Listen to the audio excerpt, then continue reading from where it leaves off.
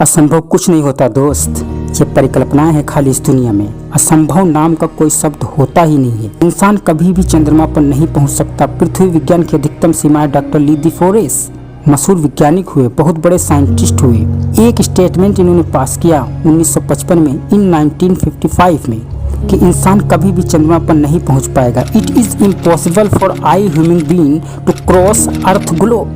और पृथ्वी विज्ञान की अधिकतम सीमा है, लेकिन किसी बहरे ने इस बात को सुना ही नहीं। और पहुंच गया एक आदमी अपना बस्ता उठा के, जिसका नाम था नील आर्मस्ट्रांग। और उसके बाद तो स्पेस जर्नी ऐसी हो गई जैसे हम और आप मार्केट चले जाते हैं। लॉर्ड केल्विन बहुत बड़े साइंटिस्ट हुए। उन्होंने अपना स्टेटमेंट पास किया कि सिर्फ पक्षी उड़ान भर सकते हैं, हवा से भारी मशीन का उड़ान भरना असंभव है। कि हवा से भारी कुछ भी हो, ग्रेविटी उसे गिरा देगी।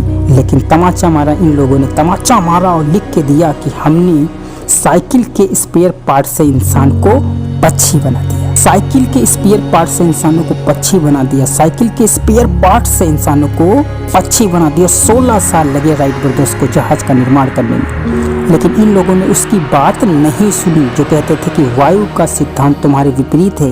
ये बात भंवरों के लिए कही जाती थी कि भंवरा वायु से सिद्धांत के कारण कभी जिंदगी में उड़ान नहीं भर सकता, क्योंकि उसके पंख उसके शरीर से हल्के रहते हैं। लेकिन भंवरा साला किसी स्कूल में गया ही नहीं आज तक।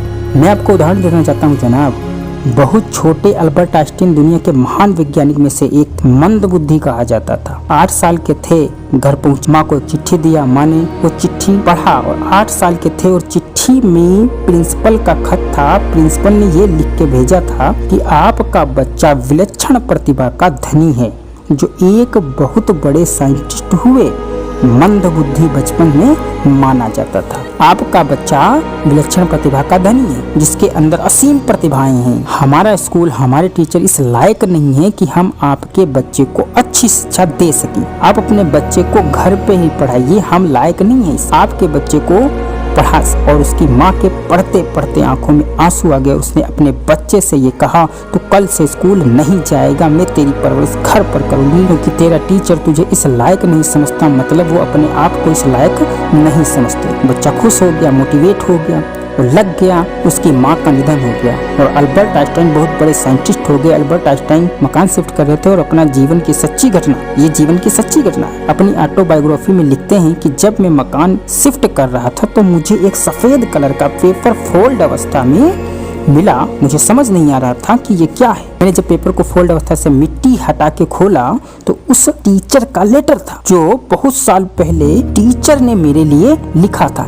जिसे मैंने अपनी माँ के हाथ में लाके दिया था। अब वो बड़ी उत्सुकता के साथ वो खत पढ़ने लगी। जैसे जैसे उन्होंने खत पढ़ना शुरू किया और चार चार होके रोए, क्योंकि उसमें लिखा था, तुम्हारा बच्चा मंद बुद्धि है, ये हमारे स्कूल के लायक नहीं है, इसको आज के बाद हमारे स्कूल मत भेजना, क्योंकि इसकी परवरिश खुद करना। माँ ने उल्टा पढ़ा।